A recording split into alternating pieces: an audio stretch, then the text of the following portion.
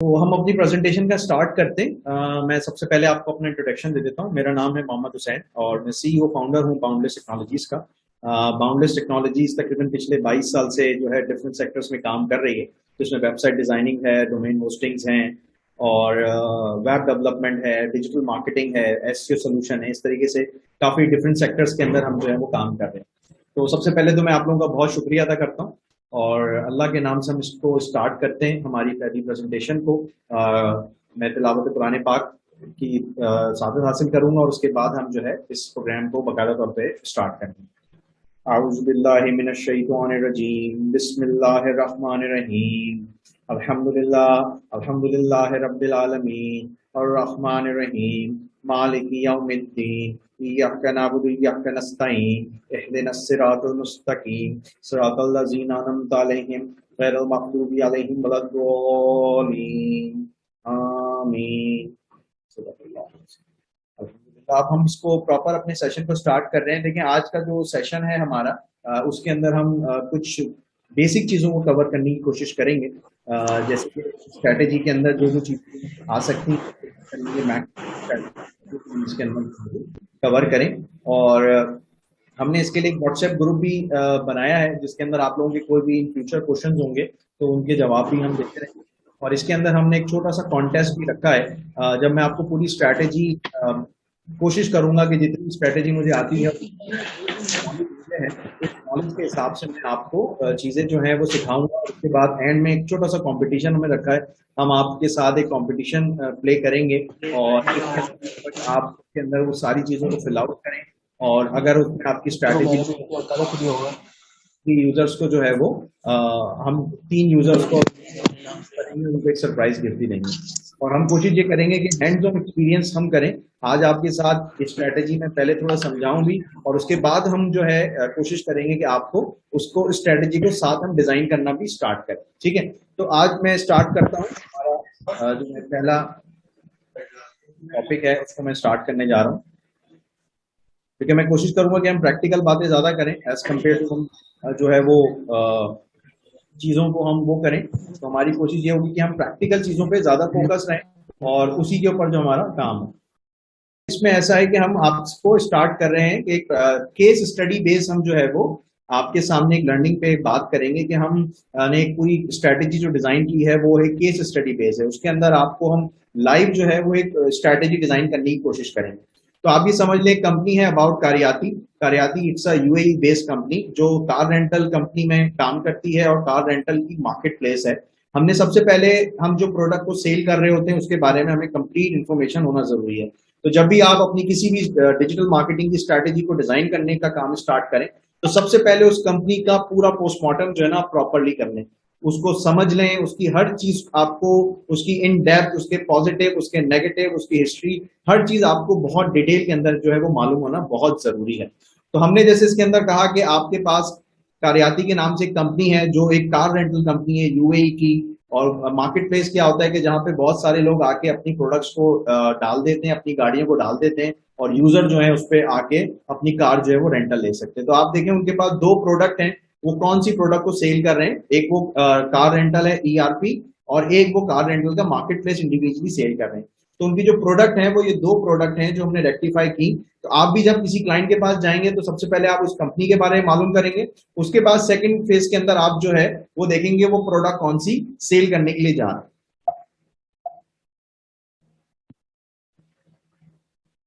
ठीक है, अच्छा, हमारा जो बिल्डिंग ब्लॉक्स है वो 3 चीजों पे स्टैंड करता है, जिसके अंदर हम कहते हैं पेड मीडिया, ऑन मीडिया और ओन मीडिया। ये 3 चीजें जो हैं हम कहते हैं कि आपको बहुत कोशिश करनी चाहिए, इनके ऊपर ही पूरे का पूरा आपका डिजिटल मार्केटिंग की जो पिलर्स हैं वो हम कहते हैं खड़े हैं। सबसे पहले मैं आपको बताऊंगा ओन मीडिया। ओन मीडिया क्या होता है? देखिए, सबसे पहले कोशिश ये करनी चाहिए कि हमारे यहाँ लोग जब कोई भी स्ट्रैटेजी या मार्केटिंग स्टार्ट करते हैं तो क्या करते हैं जी, ऐड लगाते हैं और पहले ही पोस्ट करते ही वो जो है ना अपना ऐड प्लेस कर देते हैं। उससे प्रॉब्लम ये होती है कि ठीक है, जो जैसे उनका ऐड बंद होता है तो पता लगता है उनके रिजल्ट जो है वो बंद हो जाते हैं। तो डिजिटल मार्केटिंग में सबसे बड़ा ड्रॉबैक है कि आप कोई इस तरीके की स्ट्रैटेजी बनाते हैं कि अगर आपके पास बिजनेस आ रहा है, सिर्फ एड्स आपने बंद किए और आपका एड जो है फौरन से आपके एडवर्टाइजमेंट बंद हो जाए। तो सबसे पहले हम ओन मीडिया की बात करेंगे कि ओन मीडिया एग्जैक्टली है क्या। ओन मीडिया वो मीडिया है कि जो डाटा आपके पास ऑलरेडी मौजूद है, मींस आपके अपना डाटा, यानी आपने अगर आपके क्लाइंट हैं तो सबसे पहले आप उनको टारगेट करें। अगर आपके पास कोई ईमेल का डाटाबेस है तो आप उसको ट्राई करें, यानी उनको सेंड ईमेल करके भेज सकते हैं। नंबर 3, अगर आपके पास इसी तरीके से अगर आपके सोशल मीडिया के ऊपर कुछ लोग मौजूद हैं तो वो आपका ओन मीडिया है। अगर आपकी अपनी पीआर, आपके पर्सनल लोग, आपका फैमिली, जो भी लोग हैं वो सारा आपका ओन मीडिया में ही आता है। यानी सबसे पहले कहते हैं ना कि घर से स्टार्ट करना चाहिए, तो ऑब्वियसली सबसे पहले जब आप अपनी किसी प्रोडक्ट को या मार्केटिंग को डिजाइन करते हैं तो सबसे पहले आप उसका टेस्ट रन जो है वो ओन मीडिया पे करते हैं, ताकि अगर कोई प्रॉब्लम भी आए, कोई रेक्टिफिकेशन भी हो तो आप उसको ओन मीडिया के अंदर ही आप उसको मैनेज कर सकें।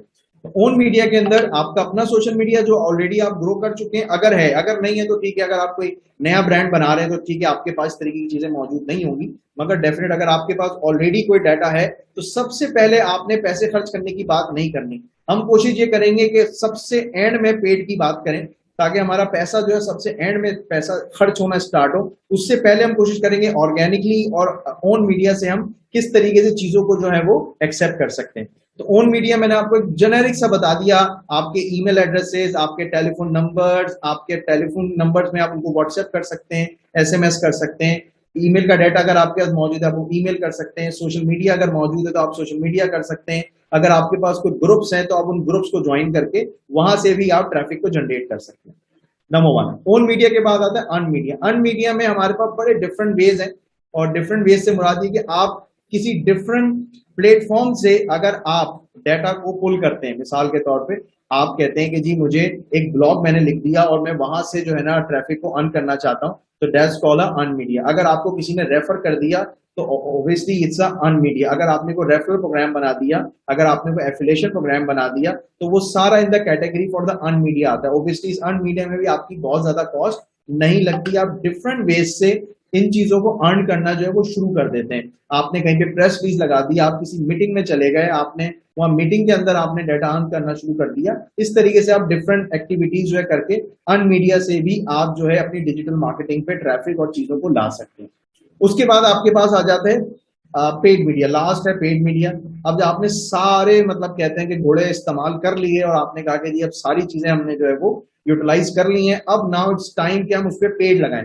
पेड के लिए डेफिनेट हमें बड़े प्लानिंग के साथ जाना चाहिए, शुरू में डायरेक्टली पेड नहीं लगाना चाहिए।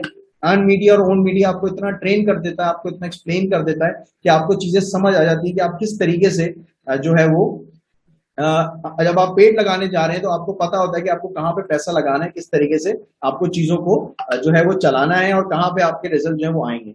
मगर मैं आपसे फिर ये कहूंगा कि इसमें कोई प्री डिफाइंड चीज नहीं है कि हर स्ट्रेटेजी हर दफा काम करे। डिजिटल मार्केटिंग के अंदर मैं एक चीज बड़ी इंपॉर्टेंट कहता हूँ कि डिजिटल और मार्केटिंग दोनों पार्ट्स को ना आप अलहदा कर लें। पहले आप मार्केटिंग समझ लें, अगर आपको मार्केटिंग बहुत अच्छे तरीके से समझ आ गई तो आप उसको डिजिटली एग्जीक्यूट कर सकेंगे।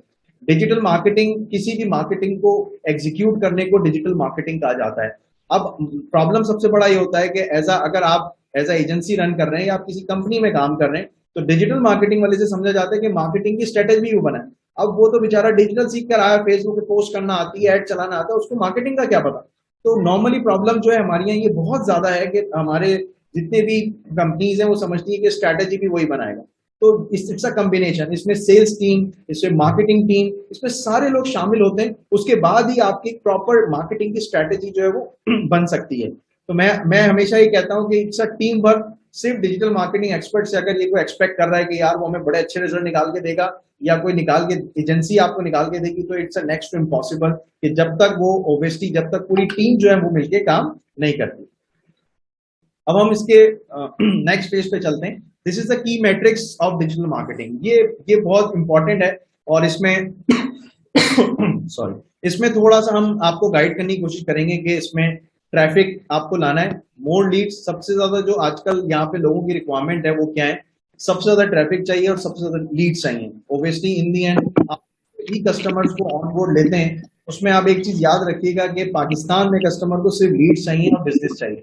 आप जितना भी शोर मचा लें, आप जितनी भी अवेयरनेस कर लें, जितनी भी ब्रांडिंग कर लें, पाकिस्तान में कस्टमर आपको बोलेगा मुझे बिजनेस नहीं मिला, आपको काम करना नहीं आता। मैं आपको हाईली रिकमेंड करूंगा कि आपकी जितनी भी स्ट्रैटेजीज खड़ी हो वो टोटली जो है वो लीड्स के ऊपर और बिजनेस क्लोजिंग्स के ऊपर खड़ी होनी चाहिए। नॉट दैट कि आप ब्रांडिंग पर्पस पे काम करें। Branding obviously is very important, मगर हमारे यहाँ थोड़ा सा लोगों को समझाने में प्रॉब्लम होता है कि आप ब्रांडिंग पे सर पहले काम करें और उसके बाद आपको लीड्स भी आएंगी, मगर डेफिनेट हमारा इन दी एंड फोकस जो है वो लीड्स पे ही होना चाहिए, क्योंकि हमारे पास क्लोजिंग जो है वो ज्यादा से ज्यादा अच्छी हो सके। तो अब मैं आता हूँ मोर कन्वर्जन, यानी जो लीड्स आपके पास आ रही हैं आप इस तरह की स्ट्रैटेजीज बनाएं कि वो कन्वर्ट हो सके। अब मैं आता हूं आपके पास, this is the most important part, कि आप अपने इसमें कहते हैं CAC, maintain low CAC, customer acquisition cost. अब मिसाल के तौर पे आप एक बंदे के पास आप जाते हैं, एक क्लाइंट के पास आप जाते हैं और आप उसको कहते हैं कि यार आपको मैं सर 500 लीड दूंगा, आपको मैं 1000 लीड दूंगा। ओब्वियसली अब वो कितने का बेच रहा है, आपको एक लीड कितने की पड़ रही है, तो आपको इसकी कैलकुलेशन जो है वो प्रॉपरली आना चाहिए। वो आप कैलकुलेट किस तरीके से कर सकते हैं, मिसाल के तौर पे आप वो लाए सब क्या क्या लाए सामान बताओ। आप जो है वो इसमें सॉरी, आप लोग ने प्लीज माइक बंद कर दीजिएगा, थैंक यू। तो कस्टमर एक्विजिशन कॉस्ट को मैं जरा एक्सप्लेन कर रहा था। कस्टमर एक्विजिशन कॉस्ट क्या होती है कि आपने एक एजेंसी को हायर किया, आपने उनको कुछ पेड कैंपेन के पैसे दिए, आपने उनको जो है डिफरेंट इन्फ्लुएंसर्स के लिए पैसे दिए, डिफरेंट पैसे दिए, और आपने एक सेल्स लीड जनरेट की। मिसाल के तौर पे आपने 1 लाख रुपए लगाया और आपने जो वो 10 लीड्स जो है वो अर्न की, तो आपका कस्टमर एक्विजिशन कॉस्ट इस तरीके से बाहर आता है। यानी एक कस्टमर आपको तकरीबन 10,000 रुपए का एक कस्टमर जो है आपको कॉस्ट कर रहा है।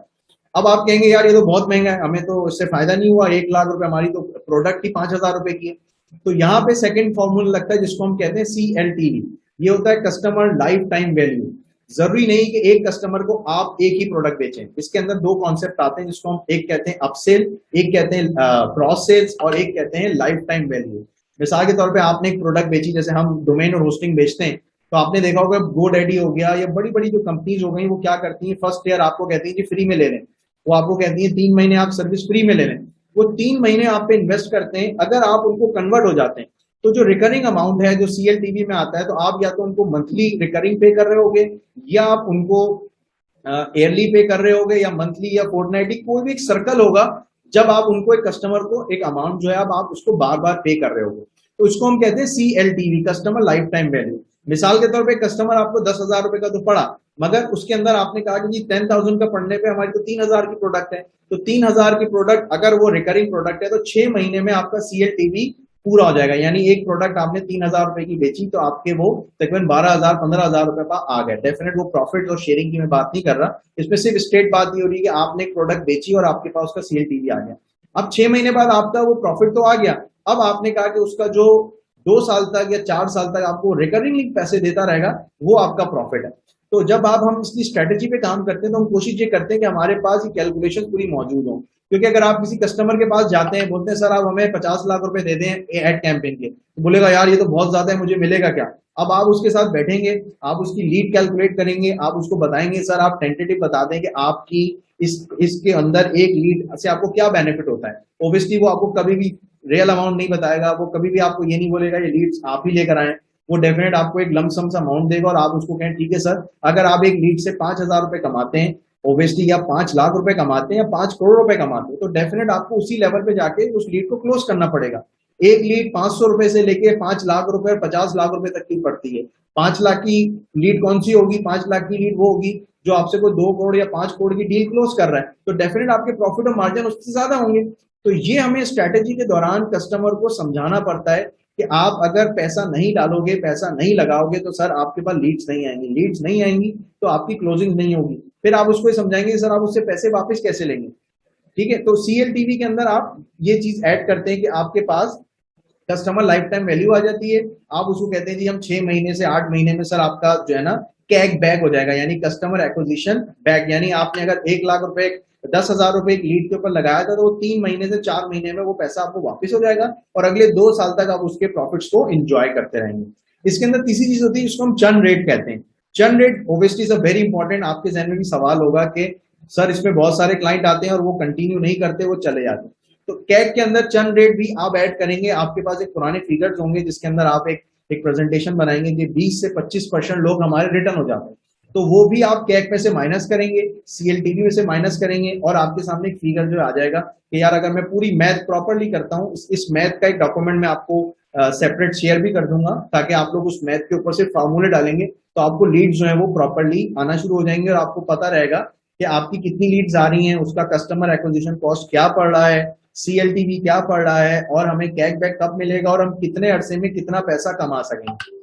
ये मैं आपको सिर्फ इसके लिए बता रहा हूँ कि जब आप किसी एजेंसी के साथ किसी भी कंपनी के लिए जाके उसको प्रेजेंट करते हैं तो उसका सवाल ये होता है, भाई बचेगा क्या, होगा क्या। अब 3 महीने बाद वो बोलता है जी मुझे तो रिजल्ट नहीं आ रहे, मैं बंद कर रहा हूँ, तो आप उसको बताएं कि सर जो 3 महीने आपने एफर्ट किए वो वेस्ट हो जाएगी। अगला 3 महीने आप अगर आप और इन्वेस्ट करते हैं तो आप यहाँ पे खड़े होंगे, और 1 साल के अंदर आप यहाँ खड़े होंगे। क्योंकि ये मार्केटिंग है, इट्स नॉट कि कोई हम दुकान पे खड़े हुए, कोई बंदा आया और चीज दी और बिक गए, खत्म हो गया। It's a keep on formula कि आप उस पर कंटिन्यू जो है वो मार्केटिंग आप करते हैं।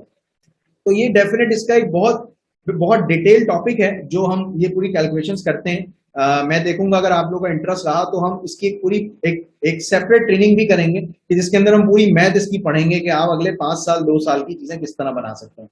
इसी तरीके से इसके अंदर एक फॉर्मूला होता है जिसको हम अप सेल्स और क्रॉस सेल्स कहते हैं।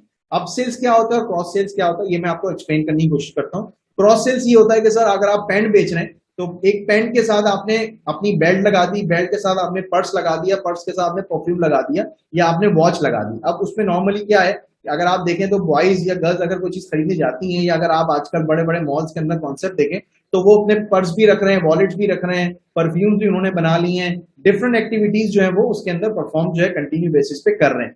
तो इसको हम क्रॉस सेल्स करते हैं। यानी अगर वो 10 रुपए की चीज खरीदने आया था तो आपने उसको 15 रुपए का आइटम और बेच दिया क्रॉस सेल्स के अंदर। उससे उसको बेनिफिट क्या हुआ कि उसके अंदर आपको बेनिफिट ये आया कि आपकी जो सेल 100 रुपए की होनी थी अब वो 115 रुपए की हो गई। तो क्रॉस सेल्स के आइडिया आपके पास जरूर होने चाहिए। अच्छा, अब क्रॉस सेल्स आपको समझ आ गया कि आप हर प्रोडक्ट के साथ जब भी आए तो आपका क्रॉस सेल्स होना बहुत जरूरी है, बिकॉज कि आपके पास इसके बेनिफिट्स बहुत होते हैं। अक्सर होता है कि वो आपकी मेन प्रोडक्ट नहीं लेता, आपकी क्रॉस सेल्स कर लेता है, तो उससे आपको फायदा होता है कि आपका कस्टमर जो है, जो आपको एक कस्टमर एक्विजिशन कॉस्ट आ रही है उसमें पूरा लॉस नहीं होता, थोड़ा बहुत लॉस होता है। यानी हमारी 100 रुपए की जगह 15 रुपए की प्रोडक्ट बिक गई, चले यार कुछ तो सेल हुई, और सेकेंडली वो हमारा कस्टमर भी बन गया। अब हम उसको लाइफ टाइम के अंदर हम उसको चीजें जो है वो कर सकते हैं। ये सवाल है, अच्छा हम सवाल एंड में ले लेंगे। अच्छा, आपके जो भी क्वेश्चन हैं हम उनको एंड में ले लेंगे, और आप क्वेश्चन भेजते रहें, हम इसके ऊपर डेफिनेट जो है वो आपको आंसर करेंगे। अच्छा, उसके बाद हम आते हैं स्ट्रैटेजी के सेकंड पार्ट के ऊपर कि क्या आपके कस्टमर और आपकी कंपनी को लोग आपके ब्रांड नेम से जानते हैं। अगर आप जानते हैं तो दैट्स मीन आपकी कंपनी सक्सेसफुल हो चुकी है। यानी मिसाल के तौर पे अगर मैं कहता हूँ जी बिरयानी खानी है तो स्टूडेंट बिरयानी का नाम आता है, अगर आप कहते हैं जी बर्गर खाना है तो मैकडॉनल्ड का नाम आता है, बोतल पीनी है तो पेप्सी का नाम आता है। अगर आपका प्रोडक्ट के साथ आपका ब्रांड लोग याद करने लग जाते हैं तो दैट्स मीन्स कि आपकी कंपनी उस लेवल पे पहुंच गई कि आप उसको एक ब्रांड कह सकते हैं। अगर आपकी कंपनी को सिर्फ कंपनी के नाम से कोई याद करता है तो वो ब्रांड नहीं है, या किसी प्रोडक्ट के नाम से याद करता है तो ब्रांड नहीं है। किसी प्रोडक्ट की ब्रांड से अगर आपकी एक सर्विस को उससे कनेक्ट किया जाए तो लोगों को कहे कि हाँ जी ये डेफिनेट ये जो कंपनी है वो हमारी एक ब्रांड बन जाता है। अच्छा, हम आगे की तरफ मूव होते हैं। अच्छा, ये कुछ ऑब्जेक्ट्स एंड की रिजल्ट्स हैं हमारे, जिसके अंदर हम बात करते हैं ब्रांडिंग स्ट्रैटेजीज के ऊपर। ठीक है, कि ब्रांडिंग स्ट्रैटेजीज क्या क्या हो सकती है हमारे पास। तो सबसे पहले हम बनाते हैं ब्रांडिंग स्ट्रैटेजी। अच्छा देखिए, ये पैटर्न है जो नॉर्मली होना चाहिए किसी भी स्ट्रैटेजी को जब आप बनाना शुरू करें, तो इन सारी चीजों का बहुत ख्याल रखें।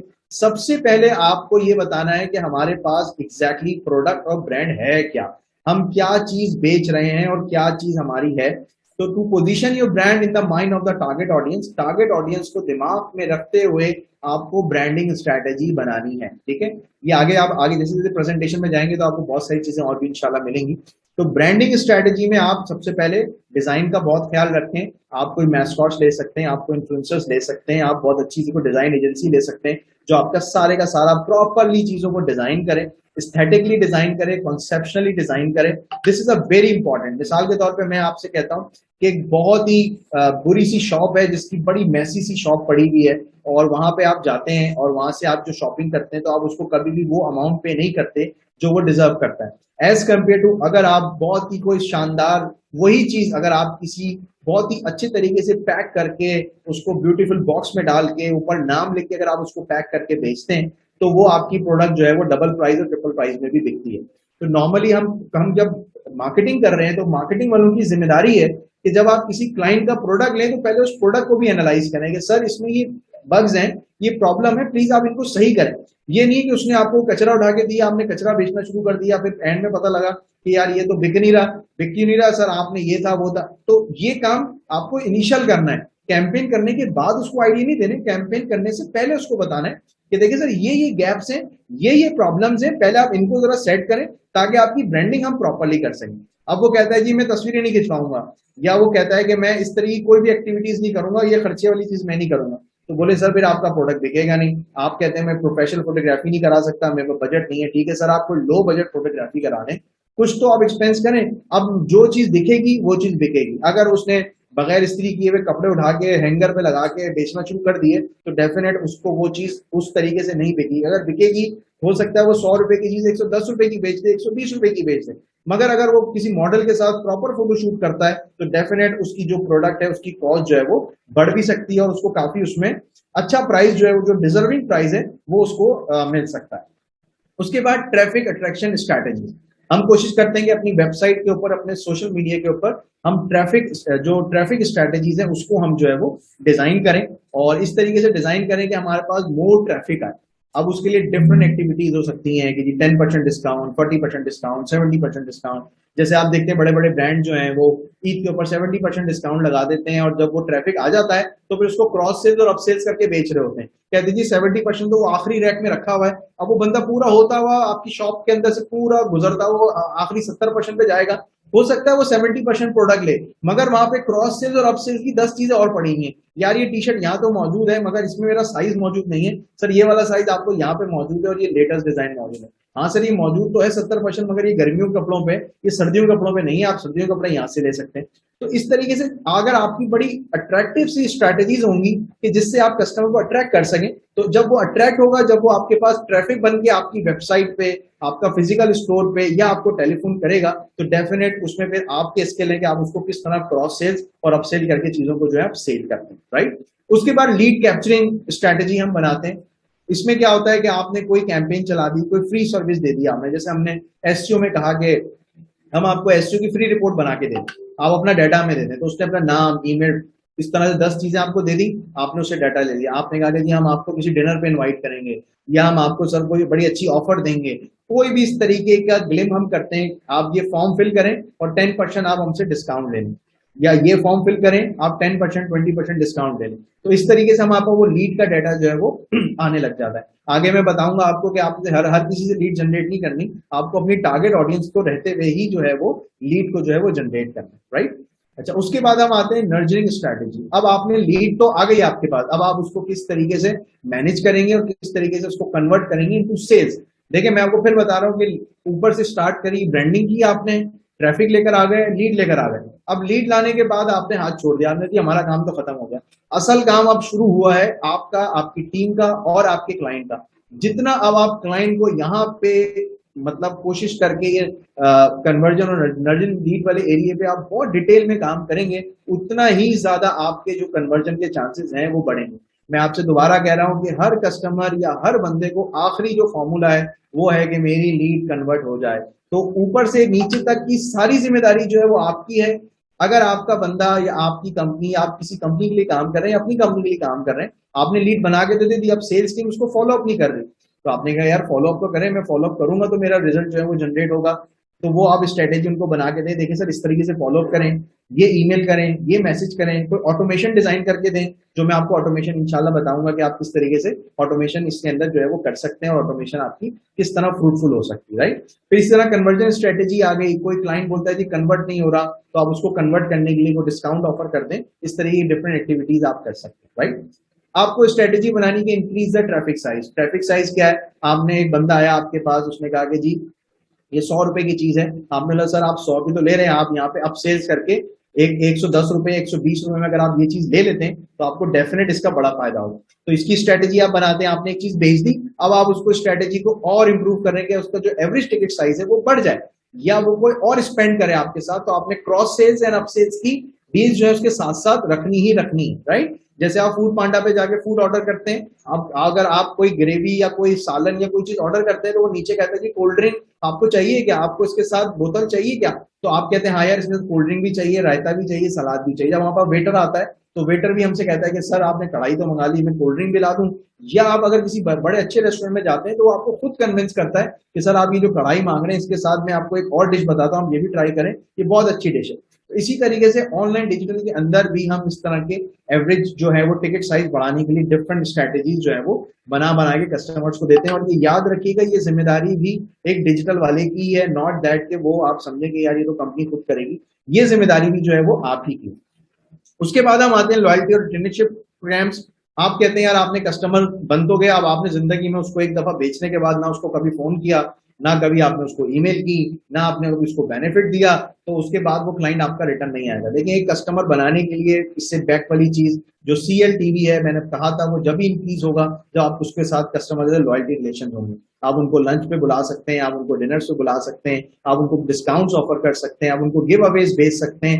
आप कोई ना कोई इस तरह की रिटेनरशिप स्ट्रैटेजी जरूर रखें अपने कस्टमर के साथ कि वो आपके साथ कनेक्ट रहे और आपके पास बार बार वो आके चीजें जो है वो आपसे खरीदता रहे। उसके बाद एक recommendation, this is the very very very important part. देखिए, मैं अपने मुंह से जितना भी गाना गा लूं कि बाउंडलेस बहुत अच्छी है, बाउंडलेस बहुत अच्छी है, बाउंडलेस बहुत अच्छी है, कोई नहीं मानेगा। अगर आप जिस बंदे पे ट्रस्ट करते हैं या जिस बंदे पे आपको ट्रस्ट है कि यार ये बंदा बड़ा टेक्निकल है, अगर वो बंदा अपने मुंह से कह देता है कि boundless technology is one of the best company, तो आप बिलीव करें कि आपका 90% डिसीजन जो है बन जाता है।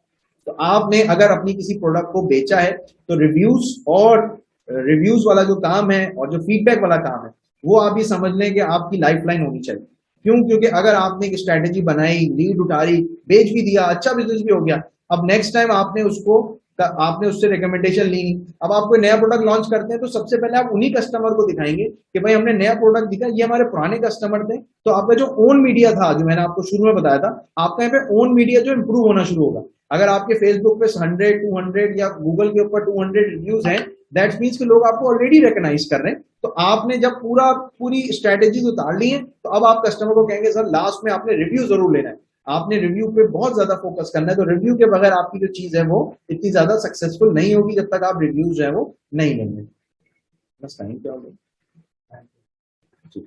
अच्छा, अब हम आते हैं फनल के ऊपर। Sir this is the important part as well, also the marketing funnel. Marketing funnel और वेबसाइट फनल हैं। अब मैं थोड़ा सा फास्ट ट्रैक में जाऊंगा क्योंकि हम अभी बहुत थोड़ा सा डिले हैं अपनी उस पर। तो अब हम आ गए हैं awareness, interest, consideration, intent, valuation और परचेज। देखिए, मार्केटिंग फनल्स क्या होते हैं कि आप, मिसाल के तौर पे मैं आपको बताता हूँ, जब आप दुकान में किसी मॉल में इंटर होते हैं तो सबसे पहले आपको अवेयरनेस लेते हैं, आप मॉल के चारों तरफ देखते हैं कौन सी दुकान कहाँ पर है, और जहां पे आपका इंटरेस्ट होता है आप उस एरिया में मूव हो जाते हैं। मिसाल के तौर पे अगर आप नाहिद में जाते हैं या आप कैरीफोर में जाते हैं, तो अगर आपको मीट लेना है तो आपका इंटरेस्ट जो है वो मीट की तरफ जो है वो चले जाता है, तो आप उस एरिया की तरफ मूव होते हैं। तो फनल जो होता है वो ये होता है कि आप स्टार्ट टू एंड कस्टमर को किस तरह से क्लोज कर रहे हैं। मिसाल के तौर पे सबसे पहले आप आते हैं कि आपका अवेयरनेस देना है आपको अपनी प्रोडक्ट के बारे में, हमारी प्रोडक्ट क्या है, इंफॉर्मेशन क्या है। अगर मिसाल के तौर पे आपकी प्रोडक्ट की इंफॉर्मेशन किसी के पास प्रॉपरली नहीं है और आप उसको डायरेक्ट प्राइस दिखा रहे हैं, तो ये this is the wrong format. उसके बाद आप उस प्रोडक्ट का इंटरेस्ट पैदा करते हैं। मैं मिसाल के तौर पे आपको कहता हूं कि हम वेबसाइट डिजाइनिंग एंड डेवलपमेंट का बिजनेस करते हैं।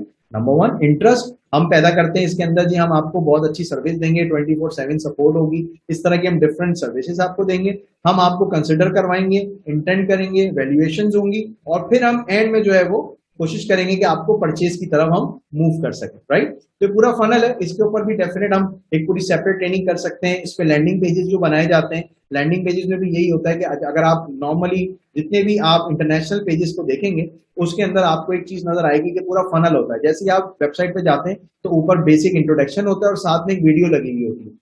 तो this is a very important part कि किसी भी लैंडिंग पेजेस के अंदर अगर आपने ऊपर वीडियो बना के लगा दी तो बहुत सारे लोगों की लाइफ जो वो आसान हो जाती है। वो video not more than 30 minutes के से ज्यादा की नहीं होनी चाहिए, मैक्सिमम 1 और 1.5 में से 2 मिनट की। उस वीडियो के अंदर आप अपना पूरा मैसेज जो है कन्वे कर, उससे आपको बेनिफिट ये रहता है कि आपका बंदा आया, उसने वीडियो देखी और आपके पूरे बिजनेस मॉडल को वो समझ गया। तो सबसे पहले आपका अवेयरनेस वाला पार्ट जो है वो फिनिश हो गया। फनल के अंदर शॉर्ट फनल्स होते हैं, लॉन्ग फनल्स होते हैं, डिफरेंट फनल्स होते हैं। तो मैं इसको कहता हूं जी आप अवेयरनेस दें, आप इंटरेस्ट पैदा करें, वैल्यूएशंस करें और परचेस करें। ये 6 स्टेप फनल्स है। आइडा मॉडल होता है, नॉर्मल AIDA आइडा मॉडल चलता है, वो चार स्टेप मॉडल है। इस तरीके से डिफरेंट डिफरेंट मॉडल जो है वो आपको इसके अंदर मिलते हैं, और इसके ऊपर भी इंशाल्लाह हम डिटेल में बात करेंगे। अच्छा, अब ये हमने कहा कि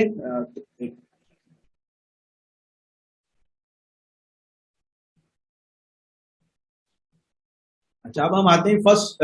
इन्होंने कहा कि जी कस्टमर सेगमेंट, तो हमने अपने इस क्लाइंट को दो सेगमेंट में स्प्लिट किया है, जिसमें एक है रेंटल कंपनी और दूसरी है हमारी मार्केट प्लेस। ये दो कंपनियां जो है वो हमने इसके अंदर किया है। और अब हम करने जाएंगे identify who exactly your customer, आपका एग्जैक्टली कस्टमर कौन है। अब हम अब स्ट्रेटेजी के दूसरे पार्ट में जंप इन हो रहे हैं।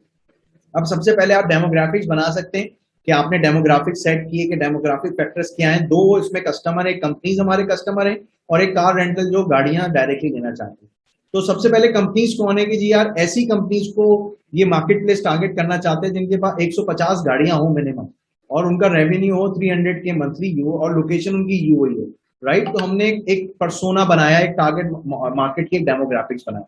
उसके बाद जो कार रेंटल के लोग हैं उसमें हमने डाल दिया कि एज जो है 25 से 50 के दरमियान उनकी एज हो, जेंडर 60-70% मेल फीमेल हमने कर दिया, इनकम उसकी 5,000 दरहम से ऊपर हो। तो हमारे पास एक पर्सोना यहाँ पे डिजाइन होना शुरू हो गया, हमें पता लग गया कंपनीज किस तरह और कस्टमर हमारे किस तरीके से। अच्छा, उसके बाद टारगेट मार्केट के अंदर is a very important part, इसको हम कहते हैं साइकोग्राफी।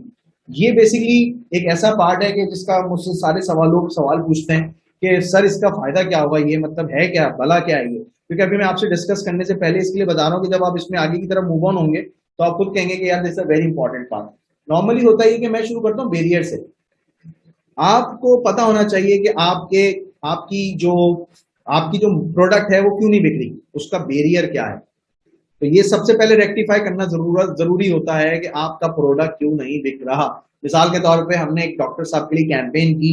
अब डॉक्टर साहब जो है वो हम कैंपेन किए जा रहे हैं, रिजल्ट नहीं आ रहा। अब क्यों नहीं आ रहा रिजल्ट, पता लगा कि जी उनके पास जो है हमने ये नहीं लिखकर लगाया कि आपके पास लाइव भी सेक्शन मौजूद है, यानी अगर कोई कराची से बाहर से आता है या पाकिस्तान के बाहर से आपसे आता है कंसल्टेंसी लेने के लिए, तो आप लाइव भी उसको चीज दे रहे हैं, नंबर वन।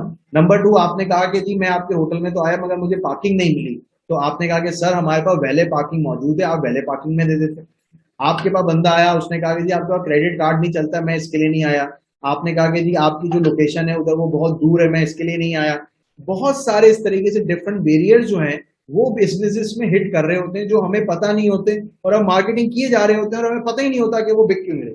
मिसाल के तौर पे मैं आपको बताता हूँ, डॉन अखबार है, डॉन न्यूज लॉन्च हुआ, तो आप देखें डॉन न्यूज ने इंग्लिश में लॉन्च किया और उसके बाद वो इंग्लिश उर्दू की तरफ मूव हुआ, और उसके बाद वो मिक्स चला था। अब आप एक चीज को नोट करें, उसने ये जज किया कि डेफिनेट हमारी जो ऑडियंस है वो उर्दू है, इंग्लिश ऑडियंस नहीं है। जो बहुत बड़ी ऑडियंस है वो कौन सी, हमारी उर्दू ऑडियंस है। आप यूट्यूब पे देखें, जहां भी देखें, तो बैरियर पता करना बड़ा जरूरी है कि क्या लैंग्वेज बैरियर है। आप इंग्लिश के अंदर प्रेजेंटेशन दिए जा रहे हैं, उसको बोले जा रहे हैं, अब पता लगा जो आपका यूजर है उसको तो इंग्लिश समझ ही नहीं आ रही। आपका कस्टमर तो पाकिस्तानी अगर है तो वो तो कहता है 90% आप उर्दू में बेचें, अखबार आप उर्दू में बेच रहे हैं, आपके जो बड़ी बड़ी मल्टीनेशनल कंपनीज हैं वो सब उर्दू में ऐड बना रही हैं। क्यों? क्योंकि आपका टारगेट ऑडियंस की लैंग्वेज जो है वो उर्दू है।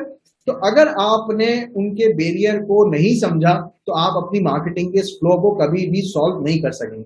तो you have to know the your barriers first, कि आपके कस्टमर या आपकी कंपनी में बैरियर्स क्या है। आप क्लाइंट के साथ बैठे हुए, हो सकता है उसकी पैकिंग अच्छी ना हो सकता है उसका प्राइस बहुत ज्यादा हो मार्केट का, हो सकता हो वो आपके डिस्काउंट्स को ना समझता हो, मतलब वट एवर कोई भी ऐसी चीज आपके बैरियर्स में आ जाता है। Number second, opinion. ओपिनियन क्या होता है, लोग जो चीज ढूंढ रहे हैं किस तरीके से ढूंढ रहे हैं उन्होंने, हमने जैसे इसमें ओपिनियंस देखे, हमने डाला है लो रेंट, मोर माइलेज, क्लीन कार और क्विक डिलीवरी। ये मेरे ओपिनियंस है कि यार इस तरीके की मेरे पास जो है ना चीजें होनी चाहिए। बैरियर क्या है जी, लो सोशल ट्रैफिक, वेब ट्रैफिक, ये इनके प्रॉब्लम्स बता रहा हूं मैं आपको। ये उस हिसाब से क्लाइंट साइड से नहीं सोचे, ये उनके हिसाब से, यानी जो इनको लोग ढूंढ रहे होंगे ये उनके लिए बैरियर है। ठीक है। अच्छा, लास्ट चीज है मोटिवेशन। कौन सी ऐसी चीज है जो मुझे मोटिवेट करती है? मोटिवेट क्या करती है जी, मैं मिसाल के तौर पे मैंने कोई इन्फ्लुएंसर डाल दिया, अब वो अगर वसीम अकरम ट्रेंडिंग कर रहा है तो बस वो चीजें मोटिवेट कर रही, मैं भी जाके कर दूंगा वो चीज। अब वो जरूरी नहीं है कि मुझे उसका कोई फायदा हो, मैं सिर्फ ये देखूंगा कि वो चीज फला बंदा कर रहा था मैंने भी कर दिया, या वो किसी ने ब्रांड ने, जुनैद जमशेद ने एक ब्रांड लॉन्च कर दिया, तो वो मुझे मोटिवेट करता है कि मैं जुनैद जमशेद के जो है वो चीजें जाके खरीदूं। अब इनके पास मोटिवेशन क्या आती है इस केस स्टडी में? One window solution. इन्होंने कहा कि एक ही विंडो सोल्यूशन होगा जिसके अंदर अपना ईआरपी भी चला सकेंगे और अपनी कार रेंटल भी कर सकेंगे। फ्री मार्केटिंग है, मार्केटिंग हम आपको फ्री करके दे रहे हैं। Free labour, white label solution है, हम व्हाइट लेबल सोल्यूशन आपको करके देंगे और बिजनेस भी जनरेट करके देंगे। तो इतनी सारी चीजें जब आप किसी को करके देंगे तो आप ओबियसली मोटिवेट भी होंगे। मिसाल के तौर पे आपको अभी कई जगह पे ऑफर आती है कि आप जो है वो टीवी ले लें, इंस्टॉलेशन हम फ्री कर देंगे। आप एसी ले लें, हम आपको एसी फ्री करके दे देंगे। आप कार खरीद लें, आपको 1.5 लाख तक गाड़ी की माइलेज जो है वो फ्री दे देंगे या सर्विस फ्री दे देंगे।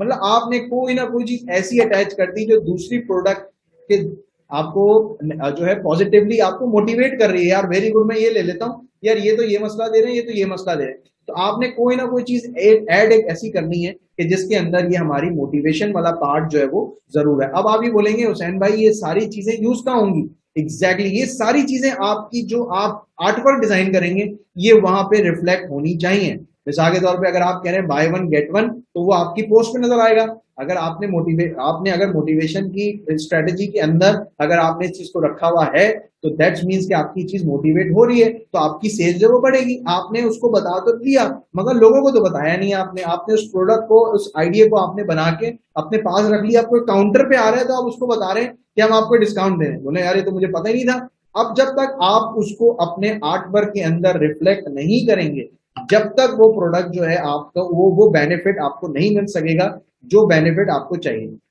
तो ये स्ट्रेटेजी का फायदा यही होता है कि अगर आपकी पूरी टीम बैठ के इसको बना लेती है एक दफा तो आपके पास सारे प्रॉब्लम्स आ जाते हैं। जब डिजाइनर के पास जाते हैं तो डिजाइनर को कहते हैं जी आप मुझे बताइए कि मैं क्या मोटिवेशन दिखाऊं, डिजाइन क्या बनाऊं। अब वो डिजाइन कहता है मैं कोई पिक्चर उठा के लगा देता हूँ, ये लगा देता हूँ, वो कोई अजीब सा डिजाइन बना देता है जिसका ना कोई कनेक्टिविटी होती है ना कोई रेफरेंस बन रहा होता है। तो जब आप डिजाइनर को ये चीज देंगे कि यार हम उसको मोटिवेट करना चाह रहे हैं कि हम आपको 24/7 सपोर्ट देंगे, हम आपको ये देंगे, हम आपको वो देंगे, तो वो जब आर्ट वर्क डिजाइन करेगा तो वो आर्ट वर्क के अंदर ये सारे साइकोग्राफी वाली चीजें आपकी रिफ्लेक्ट करेंगी, राइट। अब आपकी एज क्या है, आपकी चीजें क्या है, वो सारी चीजें जो है आपकी इसमें रिफ्लेक्ट करेंगी, राइट सर। अब आगे मूव ऑन होते हैं। अच्छा, ये बड़ा इंपॉर्टेंट पार्ट है और ये मैं चाहूंगा कि आप लोग बड़ी तवज्जो से इसको सुने। ये है कंज्यूमर माइंडसेट। पूरी कैंपेन जो है हमारी इन 6 आइटम्स पे जो है ना वो बेस करती है। मार्केटिंग माइंडसेट क्या होते हैं कि जब आप कोई प्रोडक्ट बेचने जा रहे हैं तो क्या किस माइंडसेट से आप अपनी प्रोडक्ट को सेल करेंगे। नंबर 1, मिसाल के तौर पे मैं आपसे कहता हूं ड्यू।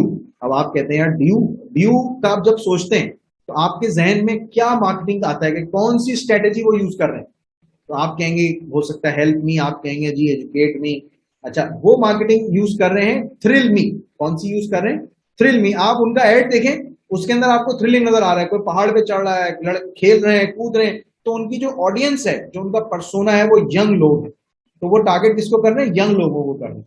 तो प्रोडक्ट कैसे बेच रहे हैं? वो थ्रिल करके। उनके उनके आर्टवर्क के अंदर, उनके कॉन्सेप्ट के अंदर, उनकी हर चीज के अंदर थ्रिल नजर आ रहा है आपको। तो जब आप थ्रिल को देखेंगे तो आप वाकई कहेंगे कि हाँ ये थ्रिलिंग है। अब मिसाल के तौर पे मैं आपसे कहता हूँ आगा खान का एड आया है जी, पानी आप 8 गिलास पीजिए वरना आपको ये बीमारी हो जाएगी, वो बीमारी हो जाएगी। और नीचे जो है वो आगा खान ने दिया हुआ है मजीद किडनी के इलाज के लिए आगा खान से राब्ता करें। ये क्या हो गया? अब आप कर रहे हैं हेल्प मी। अब इन दी एंड बेचना है आपको, इन दी एंड आपका जो फोकस है वो मार्केटिंग और सेल्स है। अब बेचने का तरीका क्या है? आप किसी को नहीं कह सकते जी किडनी का इलाज हमसे करा ले, तो वो एड आपका छोड़ देगा। हाँ, अगर आप उसको कोई हेल्प करके आप उसको चीज बेचेंगे तो उसको ये फील आएगा कि हाँ यार ये मेरी मदद कर रहे हैं और आपकी सेल्स जो वो हो रही है। इसी तरीके से मैं आपको बताता हूं, आप किसी होटल में चेक इन करते हैं, भले वो एक एवरेज सा होटल होता है, मगर आपको ये पता होता है कि यहाँ पे जब मैं जाऊंगा तो मुझे साफ कमरा मिलेगा, कोई स्मेल नहीं आ रही होगी, वॉशरूम बड़े क्लीन होंगे, रूम सर्विस बड़ी अच्छी होगी, ये सारी चीजें बिल्कुल सही होंगी। उसको हम कहेंगे रीअश्योर। यानी हम रीअश्योर करते हैं कि all the time art services is same, तो वो रीअश्योर की चीजें आप दिखाएंगे। इसी तरीके से आप इंप्रेस करते हैं। आपने देखा जी एक बहुत बड़ी गाड़ी के अंदर एक खातून फोन लेके उतर रही है, आप कहते हैं यार इतनी बड़ी गाड़ी रखने की क्या जरूरत थी, कोई छोटी गाड़ी में।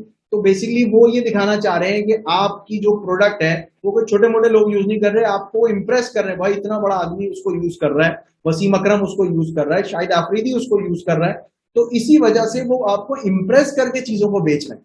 तो ये 6 माइंडसेट्स हैं जिनके ऊपर आपकी मार्केटिंग की स्ट्रैटेजी जो है वो पूरी स्टैंड करती है, जिसके अंदर आपको इन चीजों का बहुत ख्याल करना चाहिए। जब आप स्ट्रैटेजी बना रहे हैं आपको पता ही नहीं है आपकी स्ट्रैटेजी क्या है, भाई बेचना कैसे है, भाई बेच दो, पोस्ट बना दो, कोई काली बना दी, कोई नीली बना दी, कोई पीली बना दी। सोशल मीडिया के अंदर मैं आपको एक चीज बताऊं जो मुझे थोड़ी आपको शुरू में भी बतानी थी, जो मेरे जहन से निकल गई। वो ये कि देखिए सोशल मीडिया एग्जैक्टली है क्या। सोशल मीडिया नाम है देने का, नॉट के लेने का। अगर आप लोगों को अच्छी इंफॉर्मेशन देते हैं, अच्छा कंटेंट देते हैं, आप उनकी मदद करते हैं, आप उनको हेल्प नहीं करते हैं, आप उनको एजुकेट करते हैं, तो सबसे ज्यादा सेल्स जो है आपकी इन चीजों के अंदर आएगी। ये हमेशा याद रखिएगा।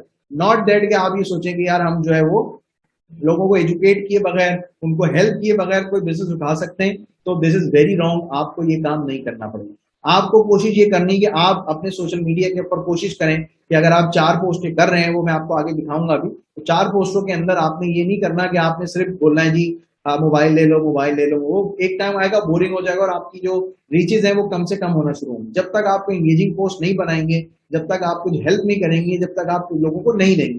आप यूट्यूब के ऊपर जाइए, जितने भी यूट्यूबर्स इस टाइम पैसे कमा रहे हैं, आप देखें वो कोई ना कोई नॉलेज दे रहे हैं, और जो कोई रियल नॉलेज दे रहा है उसके व्यूज जो है वो सबसे ज्यादा होते हैं। उसको लाइक्स भी मिलते हैं, शेयर भी मिलते हैं, व्यूज भी मिलते हैं।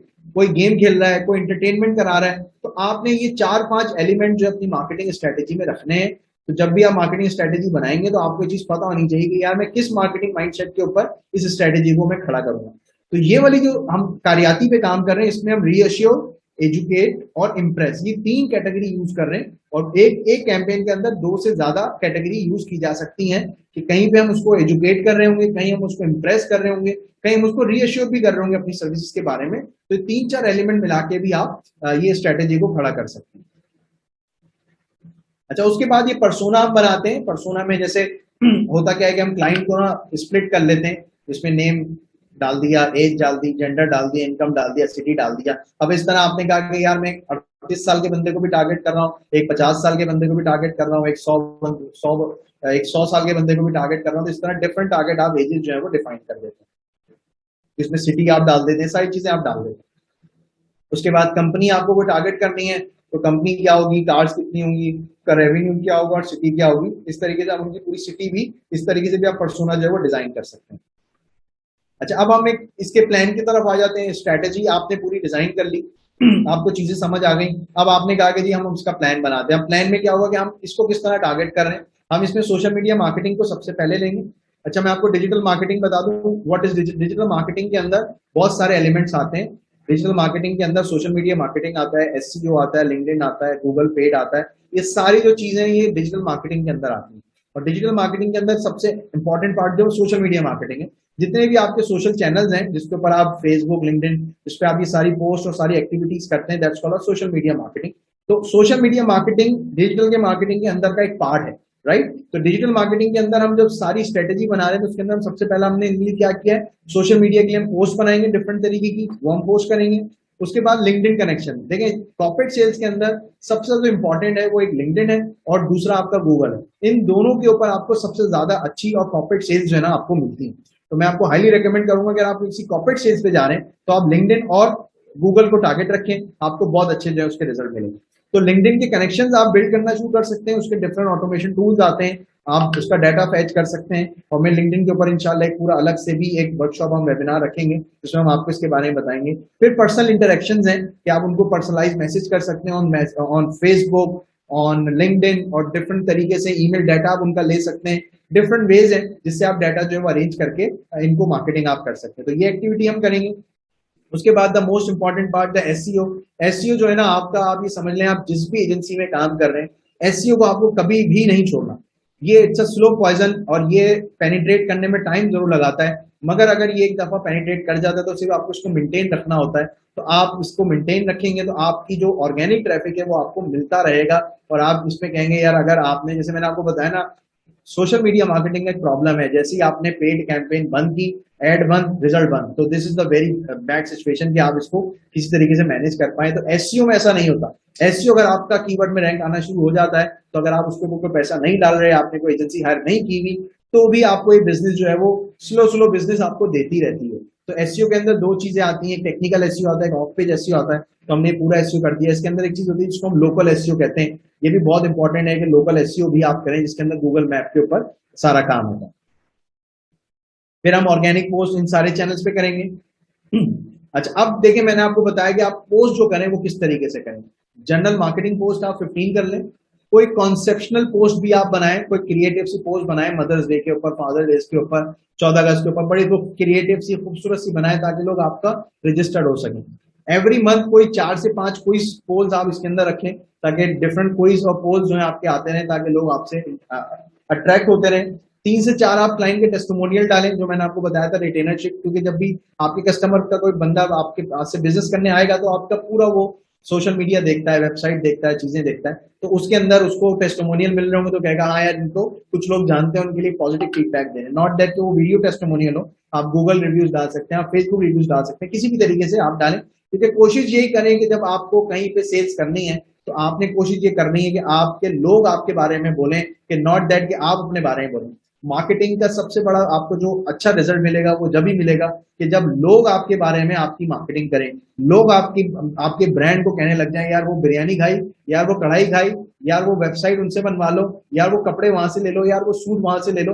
तो वो this is the very very important part कि आप जो है वो लोगों से कहें। तो testimonial is very very very important. हमारे पाकिस्तान में इस चीज की बहुत कम वैल्यू है, मगर मैं आपको गारंटी दे रहा हूं कि अगर आप इंटरनेशनल मार्केट कर रहे हैं तो वहां आपका 90% बिजनेस जो है वो टेस्टिमोनियल से ही आएगा। फिर आप छोटी छोटी जिप्स बना सकते हैं, और उसके बाद आप अपना डीवी बनाएं, कवर्स बनाएं, डिफरेंट आप स्टोरीज बनाएं। स्टोरीज के ऊपर काफी अच्छे व्यूज आजकल मिल रहे हैं, जो आप टिकटॉक पे भी अपलोड कर सकते हैं, यूट्यूब पे भी अपलोड कर सकते हैं, रील्स की सूरत में, स्टोरीज की सूरत में। अलग अलग चैनल्स के ऊपर उनके अलग अलग नाम है, तो आप स्टोरीज भी डाल सकते हैं, वीडियोज बना के छोटी छोटी वीडियोज आप डाल सकते हैं। अच्छा अच्छा, उसके बाद आप डीवीसी बना सकते हैं, डिजिटल वीडियो कमर्शियल। कोई छोटा सा डीवीसी आप रिकॉर्ड करें और उस डीवीसी को आप रन कर सकते हैं। डीवीसी आप नॉर्मली अपने चाहे तो मोबाइल से बना लें, किसी भी तरीके से बना लें। Video content is very important. तो हम अगर डीवीसी बनाते हैं तो हम इसके अंदर क्या क्या करते हैं, एक मिनट।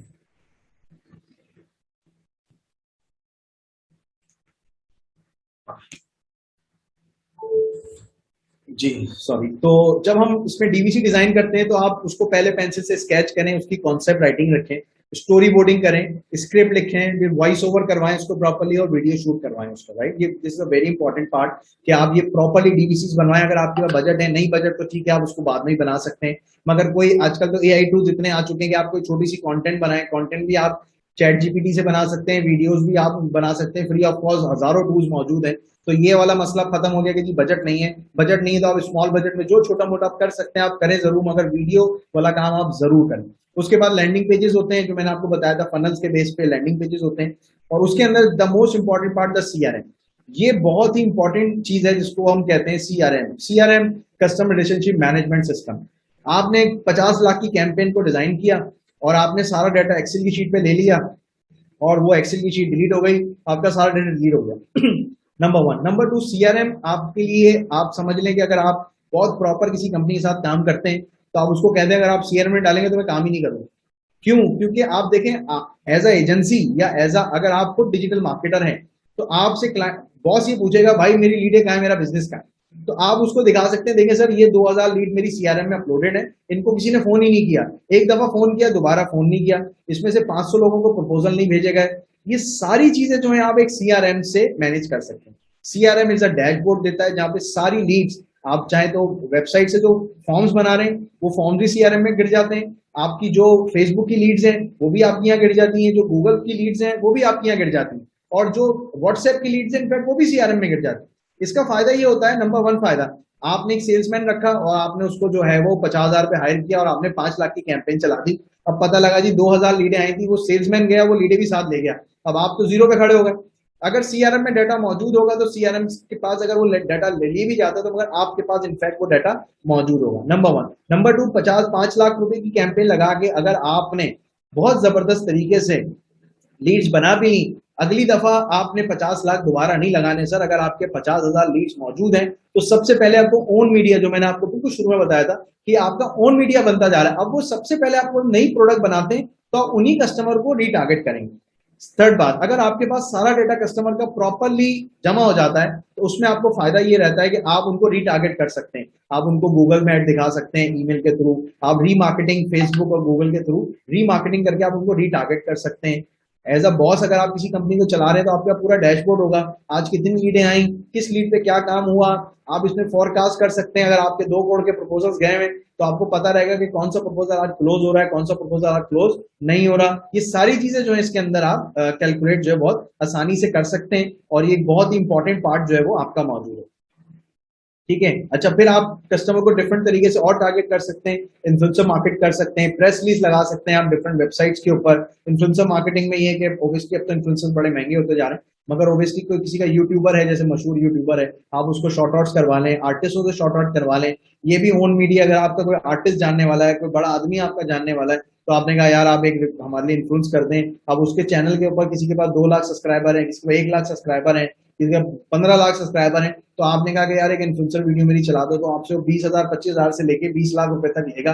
डिफरेंट इन्फ्लुएंसर्स के डिफरेंट डिफरेंट रेट्स मार्केट में मौजूद हैं, तो वो डिपेंड करता है कि आप किस तरीके से इन्फ्लुएंसर मार्केटिंग कराते हैं, और ये बड़ा ही इफेक्टिव है और इससे बहुत अच्छे रिजल्ट्स आते हैं और बहुत अच्छी क्लोजिंग जो है वो होती है। तो influencer marketing is a very important part. उसके साथ साथ आप प्रेस रिलीज कर सकते हैं, डिफरेंट बड़ी बड़ी वेबसाइट्स हैं, डॉन है, जंग है, प्रो पाकिस्तानी है, इस तरीके से बड़ी बड़ी वेबसाइट्स हैं, या parkwheel.com है, इस तरीके से बड़ी बड़ी वेबसाइट पे आप ब्लॉग्स डाल सकते हैं, जहां से आपको ठीक ठाक जो है वो ट्रैफिक मिलता है। डिजिटल ब्लॉगर्स के मीटअप्स आप रख सकते हैं, उनको बुला के डिस्कशन कर सकते हैं, कॉर्पोरेट कनेक्शन मैंने आपको बताया वो आप बना सकते हैं। उसके बाद एंड में वही पेड मार्केटिंग कैंपेन जो मैंने आपसे कहा था कि आखिरी में आप आ जाते हैं, तो ओबियसली सारी स्ट्रेटेजी बनाने के बाद आप पेड कैंपेन को बनाएं। ग्रोथ मैट्रिक मैंने आपको बताया कि जनरेट आप आइडियाज, क्रॉस सेल्स एंड अपसेल्स के आइडियाज करें। चर्न रेट जो मैंने आपको बताया कि कस्टमर अगर आपका आ रहा है और वो वापस चला गया, तो आप चर्न रेट को कम कर सकते हैं। कैक बैक एरिया है उसको आप जो है वो मिनिमाइज करेंगे। उसके बाद ये हमने पेड कैंपेन की बनाई है कि आप यूट्यूब पे पैसे लगाएं, रिस्पॉन्सिव एड्स पे लगाएं, और आप जो है वो सिंगल एड्स लगा सकते हैं, क्रॉचेस लगा सकते हैं, डिफरेंट डिफरेंट एक्टिविटीज जो है हमने इस स्ट्रेटेजी के अंदर जो है वो बनाई है। अब हम कहाँ खड़े हुए हैं, अब सबसे पहले आपने एक चीज ये भी देखनी कि आपकी वेबसाइट जो है वो कहाँ खड़ी हुई है। ठीक है, तो आप अपनी वेबसाइट का पूरा स्ट्रक्चर देखें, कौन सी कंट्री से कितना ट्रैफिक आ रहा है, कितने कीवर्ड्स आपके टॉप रैंक में आ रहे हैं, तो इसी तरीके से आगे मूव होते रहते हैं। और उसके बाद आप देखते हैं अपने कॉम्पिटिटर की list. This is also the most important part कि अगर आपने काम शुरू किया, स्ट्रेटेजी आप कर रहे हैं और आपने अपने कॉम्पिटिटर को देखा ही नहीं, तो also this is a very bad कि आप जो है वो कॉम्पिटिटर को जरूर देखें और इन डेप्थ देखें वो क्या कर रहा है। और इनफैक्ट मैं आपको रेकमेंड करूंगा कि डेली बेसिस पे देखें कि वो क्या उसको देख सकें। ये ओबियसली सारी आपको एसईओ की रिपोर्ट्स मिल जाती हैं, डिफरेंट टूल्स हैं, एसएमई रश है, एचरेफ है, और आप डिफरेंट टूल से सारी रिपोर्ट्स निकाल सकते हैं। Google analytics, Google web master tool, इनकी हेल्प से आपको सारा कंटेंट जो है वो मिल जाता है। ओबियसली आप ये देखें, ये कीवर्ड्स हैं जिनके ऊपर बहुत ज्यादा ट्रैफिक है, और रेंटल कार यूएई देखें सबसे ज्यादा ट्रैफिक उठा रहा है, 40,000 रेंटा कार के कीवर्ड जो है वो सर्च हो रहा है। तो अगर इस तरह की चीजें जो है वो प्रॉपर्ली चल, thank you very much. Anas हमारे पर टाइम ठीक है, 5 बच्चे हैं। बहुत बहुत शुक्रिया आप लोगों का। तो अब हम क्वेश्चंस की तरफ आ जाते हैं। अनस अगर आप क्वेश्चन ओपन कर लें, हम जो है वो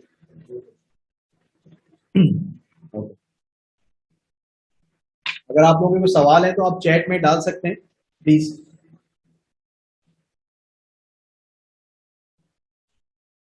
अच्छा, डॉक्टर सलमान अब्बासी साहब ने जो है वो सवाल पूछा है कि प्रोडक्ट की क्वालिटी कितनी इंपॉर्टेंट है। तो सर वो मैंने आपको बिल्कुल बहुत बहुत शुरू में बताया कि अगर हम जब किसी कस्टमर के साथ काम कर रहे होते हैं तो हमें ये चाहिए कि हम उसकी हेल्प करें उसकी प्रोडक्ट को इम्प्रूव करने में।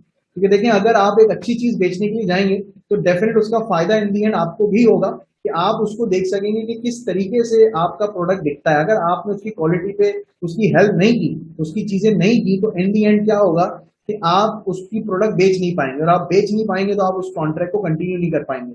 अगर वो जॉब हो या आप एज अ एजेंसी उसके साथ काम कर रहे हैं, उन दोनों एरिया के अंदर आपके लिए प्रॉब्लम रहेगा कि आप उसके साथ सर्वाइवल ज्यादा लंबा आपके साथ नहीं हो सकेगा, क्योंकि आप उसकी प्रोडक्ट में उस क्वालिटी को नहीं दे पाए।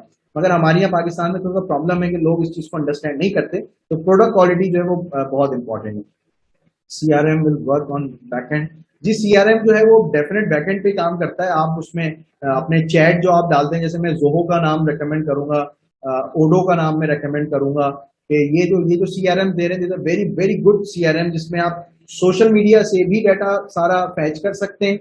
सेकेंडली, आप अपनी वेबसाइट से भी डाटा फैच कर सकते हैं, और आप कहीं से भी चाहे उनको डाटा फैच कर सकते हैं। मल्टी यूजर्स होते हैं, डैशबोर्ड होते हैं, मैनेजर्स होते हैं, पाइपलाइंस होती हैं, टारगेट्स होते हैं। तो ये जो भी आपका सेल्स टीम मैनेज हो रही है या आपके पास कोई भी मैकेनिज्म, देखिए सीआरएम का मतलब नहीं कि आप थर्ड पार्टी सीआरएम लगाएं। अगर आपकी कंपनी में ऑलरेडी सीआरएम चल रहा है तो मेरी रिकमेंडेशन ये कि आप जो है वो जरूर सीआरएम उसके साथ इंटीग्रेट करें और डाटा जो है ना सेव रखें।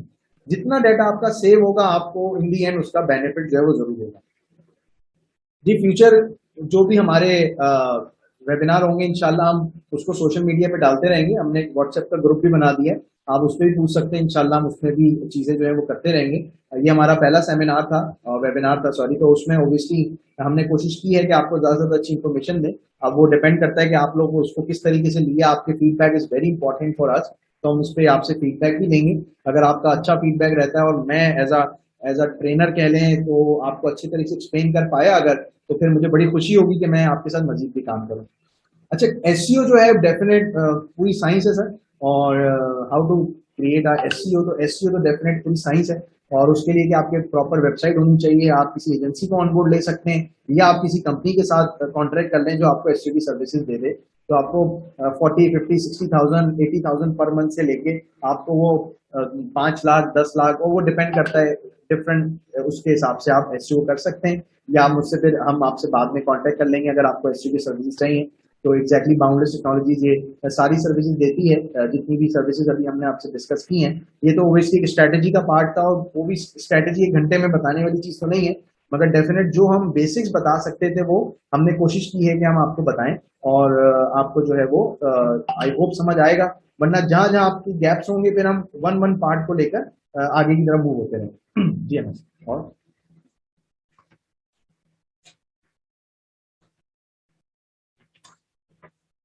कौन सा प्लेटफॉर्म हमारे लिए अच्छा है, जैसे पता चले। अच्छा, बिल्कुल बहुत अच्छा सवाल है ये आपका।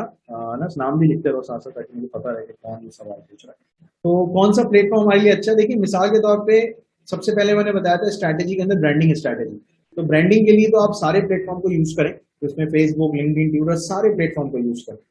अब बात क्या आती है लीड जनरेशन और प्रोडक्ट की। अब जो कंज्यूमर प्रोडक्ट्स हैं मिसाल के तौर पे जहाँ पे यंग लोग मौजूद हैं, ड्रेसेस हैं, इलेक्ट्रॉनिक्स हैं, और इस तरीके की जो गैजेट्स वाली चीजें हैं जिसमें लोग अट्रैक्ट होते हैं, तो उसके लिए फेसबुक और इंस्टाग्राम भी बहुत अच्छा है, जहां से आपको बहुत अच्छी लीड्स मिलती हैं और आपको बहुत अच्छी कन्वर्जन जो है वो मिलती है। इसमें आप सूट्स बेच सकते हैं, मेकअप्स बेच सकते हैं, इस तरह की आप डिफरेंट चीजें जो है वो आप सेल करते हैं तो आपको बहुत अच्छा रिजल्ट मिलता है। अगर आप कॉर्पोरेट कस्टमर हैं, आप कोई कॉर्पोरेट चीज बेच रहे हैं, मिसाल के तौर पे मैं आपको आसान कर देता हूँ, 1,000 रुपए से 10-15 हजार रुपए तक की चीज अगर आपको बेचनी है तो आप जो है वो फेसबुक पे रहें। अगर आपको 25,000, 50,000, लाख, 1.5 लाख की चीजें बेचनी है तो फिर आप लिंक्डइन और गूगल का सहारा लें। अगर आपकी प्रोडक्ट कॉर्पोरेट है, अगर आपको लगता है कि आपकी प्रोडक्ट जो है वो सिर्फ कॉर्पोरेट कस्टमर्स को जानी चाहिए, तो फिर आप कोशिश करें कि लिंक्डइन और गूगल का सहारा लें। गूगल के अंदर गूगल पेड एड्स आप लगा सकते हैं, एसईओ आप कर सकते हैं और लोकल एसईओ कर सकते हैं। तो ये बड़ा इंपॉर्टेंट है। मिसाल के तौर पर मैं आपको मिसाल देता हूँ, जैसे लोकल एसईओ। अब लोकल एसईओ जो है वो रेस्टोरेंट्स के लिए बड़ा अच्छा है। ठीक है, मिसाल के तौर पे आप देखते हैं कि बिरयानी वाला नियर मी, या बेस्ट बिरयानी इन कराची, या बेस्ट कढ़ाई, या बेस्ट मछली वाला, तो आप देखें जब आप उसको गूगल के ऊपर डालते हैं तो आपको सबसे पहले मैप्स नजर आ रहे होते हैं, वो होता है लोकल एसईओ। अगर आपने मैप्स के ऊपर काम शुरू कर दिया तो जैसे रेस्टोरेंट्स हैं या जो मोहल्ले की छोटी दुकानें हैं या जो बिल्कुल छोटा छोटा बिजनेस कर रहे हैं, आपने सिर्फ करना है कि जाके गूगल मैप आज अपना इंस्टॉल कर लेना है, उस पर अपनी पिन डाल देनी है और उसको प्रॉपरली ऐड करके सारी चीजें ऐड कर देनी है उसके अंदर। हम कोशिश करेंगे लोकल एसईओ के ऊपर भी आपके लिए कॉन्फ्रेंस एक से वेबिनार रखें जिसमें आपको पूरी ट्रेनिंग दे दूं मैं। और उसके बाद सबसे इंपॉर्टेंट है उसमें रिव्यूज देना। आप लोगों को फ्री के अंदर खाना खिलाएं और उनसे बोले रिव्यू दे दो।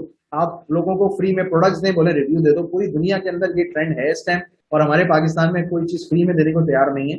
मगर अगर आप कहते हैं कि एक रिव्यू अगर आप दे देंगे हमें तो सर हम आपको 10% डिस्काउंट देंगे, हम आपको 15% डिस्काउंट देंगे, या आप एक आइसक्रीम हमसे खा लें, हम आपको रेस्टोरेंट में जाते हैं एक आइसक्रीम आपको फ्री देंगे अगर आप हमसे ये वाली चीज जो है वो परचेज कर लेते हैं और एक रिव्यू दे देते। अब रिव्यू वीडियो भी हो सकता है, ऑडियो भी हो सकता है, या इन रिटर्न भी हो सकता है। मगर कोशिश ये करेंगे गूगल के ऊपर आप रिटर्न रिव्यूज लें और उस रिटर्न रिव्यू के अंदर वो सर्विस जरूर मेंशन करें जो आपने उसको सेल की है। मिसाल के तौर पे अगर आपने उसको वेबसाइट सेल की है तो वेबसाइट जरूर आनी चाहिए उसमें, समझ रहे हैं आप। तो ये मेरी जो है वो सजेशन है कि आप वो चीज जो है वो जरूर उसके अंदर आप रखें कि आपको ये चीज जो है इस तरीके से जो है आपको मिलेगी। राइट, सोशल मीडिया की रिपोर्ट कैसे क्रिएट करेंगे। सोशल मीडिया की रिपोर्ट क्रिएट करने के लिए कुछ टूल्स आते हैं और ऑब्वियसली सोशल मीडिया के अपने जो टूल्स हैं जिसमें मेटा आप यूज कर सकते हैं फेसबुक के लिए, और गूगल वेब मास्टर टूल आप इंस्टॉल कर लें, गूगल एनालिटिक का टूल आप इंस्टॉल कर लें, जहां से आपको सारी रिपोर्ट मिलती है। मगर हर टूल के अंदर अपनी जो उसके स्टैट्स होते हैं वो ही सबसे बेस्ट होते हैं। तो आप अगर गूगल की उनसे चेक करेंगे तो आपको बिल्कुल सही स्टैट्स भी मिल रहे होंगे और आपको सारी चीजें भी वहीं से मिल रही होंगी। तो हर सोशल मीडिया प्लेटफॉर्म के साथ उसके जो एनालिटिक टूल्स हैं वो ऑलरेडी उसके अंदर अवेलेबल होते हैं और वहां पे आप देखें इन चीजों को फाइंड आउट कर सकते हैं कि आप किस तरीके से आपका जो है वो रिजल्ट जो जा रहा है। और ये बड़ा इंपॉर्टेंट पार्ट है। एक सॉफ्टवेयर है reporter.ei.com के नाम से। Is a very good tool. अगर आप ये टूल ले लेते हैं तो उस टूल के अंदर आपने सारे सोशल मीडिया पेड अकाउंट सब लगा दें, वो आपको एक सिंगल प्लेटफॉर्म आपको सारे के सारे स्टैट जो एक जगह दिखा देगा। तो एज अ ऑनर या आप कोई भी ऐसा सॉफ्टवेयर अगर आप चाहते हैं तो वो reporter.ei.com मैं रेकमेंड करूंगा। बहुत बहुत ज्यादा कोई हैवी कॉस्टली भी नहीं है और थोड़ा सा सस्ता भी है, जिसमें आपको सारे के सारे एक ही जगह पे स्टैट्स मिल जाते हैं कि आप कौन सा एड चला रहे हैं, किसका क्या रिजल्ट आ रहा है, सोशल मीडिया पे क्या रिजल्ट आ रहा है, ट्विटर पे क्या रिजल्ट आ रहा है, फेसबुक के पेड, गूगल के एड, यूट्यूब, एवरीथिंग। वहां पे आपको उनकी रिपोर्ट जो है वो उस डैशबोर्ड पे आपको मिल जाती है। ये अनस इनको शेयर भी करना है reporter.ei.com। रिपोर्टर EI जो है वो फ्यूचर वेबिनार का भी होगा। ठीक है। तो अच्छा, अब हम आपके साथ व्हाट्सएप ग्रुप के ऊपर हम एक आपके लिए स्ट्रैटेजी डॉक्यूमेंट करेंगे। अब मैं आप सबसे ये रिक्वेस्ट करूंगा कि जितनी भी चीजें अभी तक हमने की हैं वो उसकी मैं एक प्रेजेंटेशन आपको भेज रहा हूँ। उस प्रेजेंटेशन में आप सब एक स्ट्रैटेजी बनाएं खुद ही, जिसके अंदर मतलब वेरी फर्स्ट से स्टार्ट हो कि माइंडसेट्स क्या होंगे, पर्सोना क्या होगा, कस्टमर्स क्या होंगे और हम उसमें कितनी पोस्टें करेंगे, क्या करेंगे। वो पूरी स्ट्रैटेजी मैं चाहता हूँ कि आप सब, आपको भी थोड़ी देर में हम व्हाट्सएप पे के ऊपर वो चीजें जो है वो शेयर कर देंगे। उसके अंदर आप जो है उस पूरे फॉर्म को भरें और उसमें जहां कहीं भी आपको कोई प्रॉब्लम आपको नजर आती है तो आप उस ग्रुप पे डिस्कशन कर सकते हैं और हम कोशिश करेंगे, ऑब्वियसली फौरन तो नहीं, मगर आपको टाइम टू टाइम उसके जो है वॉइस नोट के ऊपर मैं आपको इंशाल्लाह जो है वो जवाब हम देते रहेंगे। ठीक है जी। तो आप सबका बहुत बहुत शुक्रिया। आप सबने बहुत टाइम दिया और मेरी बातें जो है बड़ी बर्दाश्त से सुनी। आई होप आपको ये सेशन अच्छा लगा होगा। तो मैं उम्मीद करता हूं कि हम अपना गूगल रिव्यू भी आपके साथ शेयर करेंगे लिंक, तो आपके रिव्यूज जो है हमें बताएंगे कि आपको ये सेशन जो है वो कैसा लगा। तो आपको किसी भी चीज की हेल्प की जरूरत हो तो उस ग्रुप में मेरा नंबर मौजूद है और मैं भी मौजूद रहूंगा। ओबियसली फौरन जवाब नहीं दे पाऊंगा, तो उसे डिले होंगे जवाब देने में, मगर इंशाल्लाह जवाब जरूर दूंगा। और आप जो भी चीज पूछना चाहते हैं आप वो मुझसे पूछ सकते हैं। आप सबका बहुत बहुत शुक्रिया। अस्सलाम वालेकुम।